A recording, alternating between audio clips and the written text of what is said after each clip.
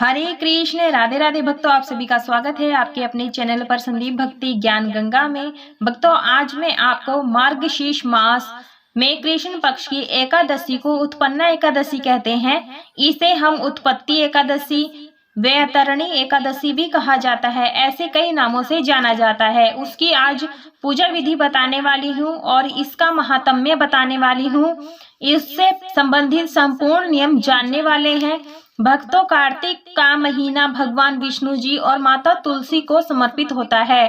ठीक उसी प्रकार से मार्गशीर्ष, जिसे हम अगहन का महीना भी कहते हैं, वो भी भगवान श्री कृष्ण को समर्पित होता है। तो इस महीने में भी श्री कृष्ण भगवान की पूजा करनी चाहिए।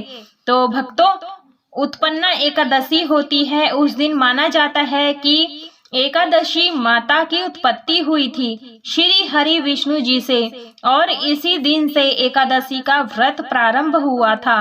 अगर आप व्रत शुरू करना चाहते हैं एकादशी के, तो आप व्रत उत्पन्ना एकादशी से आप व्रत शुरू कर सकते हैं। तो देखिए, मैं यहाँ पर लड्डू गोपाल जी का अभिषेक करा रही हूँ। मैंने यहाँ तांबे का पात्र लिया है और उसमें स्वास्तिक चंदन से बनाया था। उसके बाद हम लड्डू गोपाल जी को यहाँ पर गुनगुने पानी से स्नान करा रहे हैं, क्योंकि ठंड का मौसम हो रहा है। तो गुनगुने पानी से ही मैं इनको स्नान करा रही हूँ। स्नान कराते समय ओम नमो भगवते वासुदेवाय नमो नमः मंत्र का जरूर से जाप करें। और भक्तों, यहाँ पर आप शालिग्राम भगवान की और भगवान विष्णु जी की भी पूजन कर सकते हैं। तो देखिए, मैंने यहाँ पर टॉवल लपेट दिया है। साथ में हम गणेश जी का भी अभिषेक कराएंगे। तो ओम गण गणपते नमो नमः मंत्र का जाप करते हुए अभिषेक करा दें और अच्छी प्रकार से अभिषेक कराएं। भक्तों, आप चाहें तो यहाँ पंचामृत से भी अभिषेक करा सकते हैं। तो मैंने यहाँ पर अभिषेक जल से किया है और ये जल हम तुलसी के गमले में या अन्य पौधे में डाल देंगे, इधर उधर फेंकना नहीं है। उसके बाद हम लड्डू गोपाल जी का अंग पोषण कर लेंगे अच्छी प्रकार से।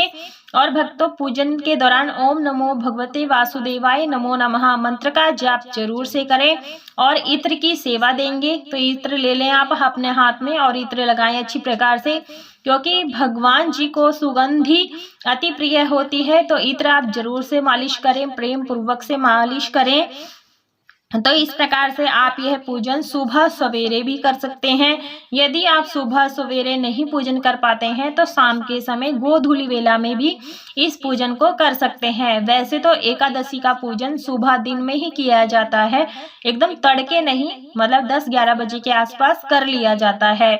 तो इस तरह से हम इत्र की सेवा प्रेम भाव से करते हुए इनका पूजन करते रहेंगे, मंत्र का जाप करते रहेंगे। गणपति जी को भी हम यहाँ इत्र की सेवा दे देंगे इस प्रकार से। और भक्तों, मैंने यहाँ पर गणेश जी की स्थापना की है। आप चाहें तो सिर्फ ध्यान करके भी इस पूजन को कर सकते हैं। एकादशी का दिन है तो हमने अपने लड्डू बाबू को पीले वस्त्र पहना दिए हैं और यहाँ पर जितने भी श्रृंगार हैं उनका श्रृंगार कर देंगे, जो भी आपके पास बन पाए। तो मैंने यहाँ पर मोतियों की माला पहना दी है और तुलसी की माला पहनाई है इस प्रकार से, क्योंकि तुलसी भगवान को अति प्रिय होती है। और विग लगा दिया है, साथ में मुकुट लगा दिया है। तो देखिए, हमारे लड्डू गोपाल सज करके तैयार हो गए हैं।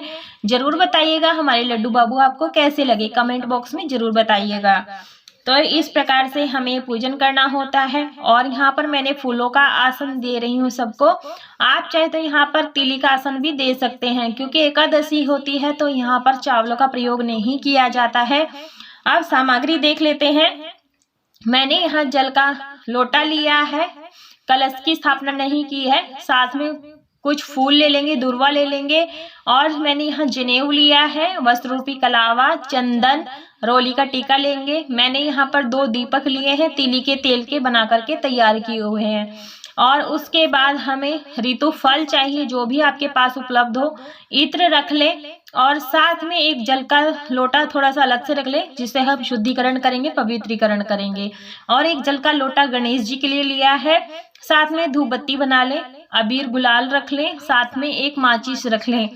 भक्तों, ये पूजन आप अपने घर के मंदिर के पास में भी कर सकते हैं। सफेद तिली ली है, क्योंकि इस पूजा में तीली का प्रयोग होता है, अक्षत का प्रयोग नहीं होता है क्योंकि एकादशी होती है भक्तों। और इस प्रकार से मैंने यहाँ पर तुलसी के पत्ते लिए थे क्योंकि एकादशी के दिन ना तुलसी छुई जाती है ना ही तोड़ी जाती है। तो आप एक दिन पहले तोड़ करके पानी में रख लें, वो ताजी बनी रहती है।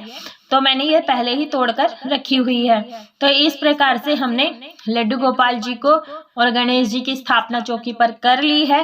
पीछे मैंने श्यामा तुलसी और हरी तुलसी मैंने स्थापित की हुई है और इस प्रकार से मैंने यहाँ चौक लगाया है। कहते हैं तुलसी के पास पूजन करने से बहुत ही अच्छा रहता है क्योंकि भगवान को तुलसी अति प्रिय होती है। चौकी के मैंने नीचे स्वास्तिक बनाया है चंदन से, आप रोली से बना सकते हैं, रंगोली बना सकते हैं। ऐसा करने से भगवान रंगोली से प्रसन्न होते हैं और भगवान शीघ्र ही आपकी तरफ आते हैं, आकर्षित होते हैं। तो मैं यहाँ कलश की स्थापना नहीं कर रही हूँ, मैं यहाँ एक जल का लोटा भर कर रख लिया है और साथ में चंदन से टीका लगा लिया है। आप चाहे तो यहाँ प्रॉपर वे में कलश की स्थापना भी कर सकते हैं। मैंने फूलों का आसन दिया है, साथ में दीपक स्थापित कर लेंगे और धूप बत्ती स्थापित कर लेंगे। और भक्तों आप चाहें तो यहाँ पर आंवले का मुरब्बा, आंवले की कैंडी और आंवले का अचार, जो भी चीज हो आप यहाँ पर रख सकते हैं भोग लगाने के लिए। तो यहाँ पर मैंने अक्षत यानी तीली और पुष्प लेकर के इन सभी का आवाहन करेंगे, सभी देवी देवताओं का, कि आप लोग आइए हमारी चौकी पर विराजमान हो और अपनी पूजा करने का सौभाग्य प्रदान करें। ये बोलते हुए हम अक्षत पुष्प छोड़ देंगे और हाथ जोड़कर प्रार्थना करेंगे कि हमें पूजा करने का सौभाग्य प्रदान करें। गणेश जी का ध्यान करते हुए, अग्नि देवता का ध्यान करते हुए हम यहाँ दीपक प्रज्वलित कर लेते हैं। भक्तों ये बहुत बड़ी एकादशी मानी जाती है, तो आप यहाँ पर कलश की स्थापना कर सकते हैं। यदि हम उत्पन्ना एकादशी का व्रत पूजन करते हैं, यदि आप व्रत भी नहीं कर रहे हैं तो कोई बात नहीं, आप सुबह के समय शुद्ध होकर के पूर्व दिशा की ओर या उत्तर पूर्व दिशा की ओर मुख करके इस प्रकार से पूजन अवश्य रूप से करना चाहिए। तो इस प्रकार से हम सभी को तिलक कर देंगे चंदन रोली से। भक्तों या जिस भी समय आपको एकादशी के दिन समय मिल जाता है उस समय पर ये पूजन जरूर से करें। तो मेरे पास पीले फूल हैं, जो भी आपके पास फूल हो, फूल की माला हो, आप जरूर से अर्पित करें क्योंकि भगवान को पीले फूल अत्यधिक प्रिय होते हैं। तो जितने भी संभव हो सके आप उतने फूल आप अर्पित कर सकते हैं। गणेश भगवान को हम लाल फूल अर्पित करेंगे, दुर्वा अर्पित करेंगे और यहाँ पर मेरे पास एक गुड़हल का फूल मिल गया था तो वो भी मैं चढ़ा रही हूँ। अग्नि देवता को भी फूल अर्पित कर देंगे। तो इस प्रकार से हम जनेऊ अर्पित करेंगे और साथ में मंत्रों का जाप जरूर से करते रहें।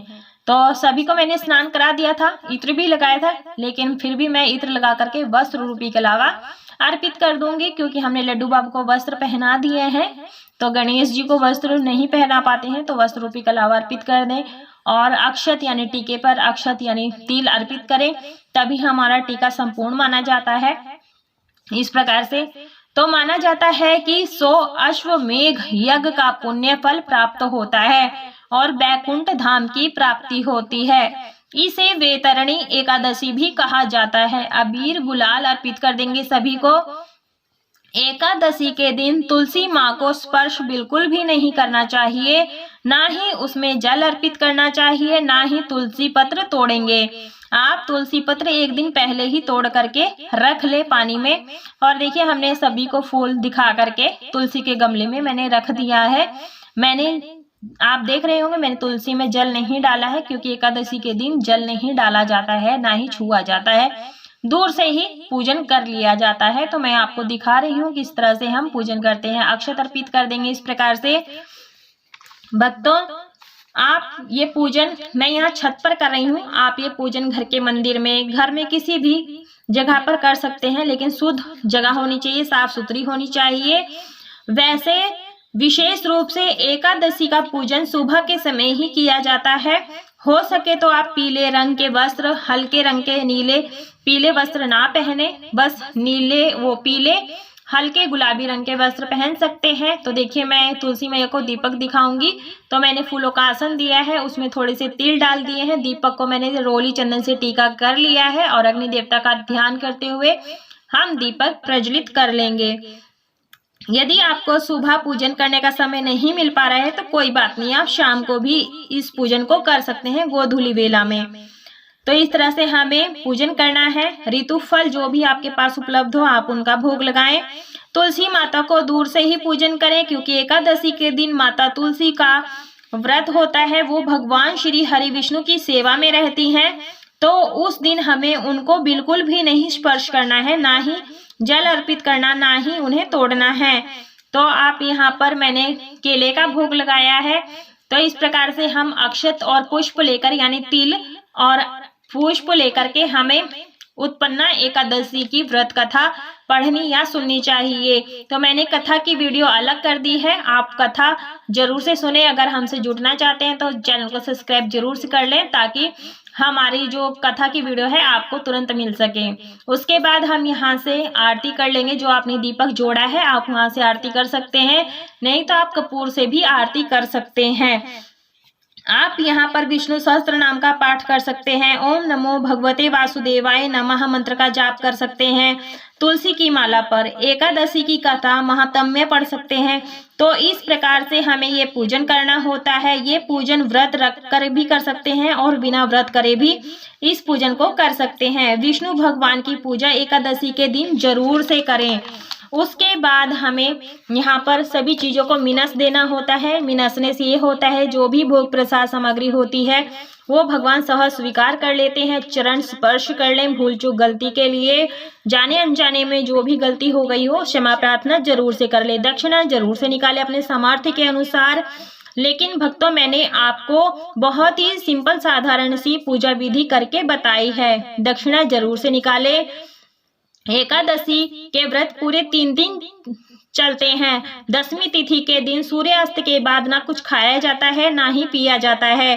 सूर्यास्त होने से पहले भोजन कर लिया जाता है। भोजन हमें शुद्ध सात्विक ही करना है, चावल नहीं खाना चाहिए। 10वीं तिथि की शाम को एक दिन पहले ही महिलाएं सिर धुल करके स्नान कर लेती हैं, क्योंकि एकादशी के दिन महिलाओं को सिर नहीं धुलना चाहिए। उसके बाद में एकादशी का व्रत किया जाता है।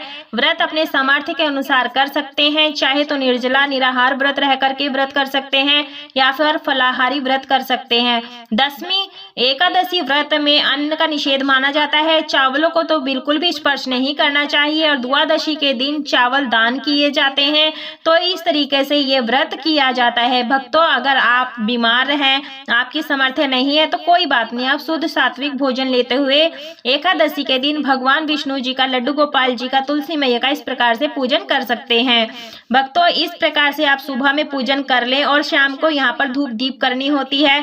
कुछ सुबह के समय आप पूजन कर लिया है तो उसके बाद में दूध चाय फल आदि ले सकते हैं।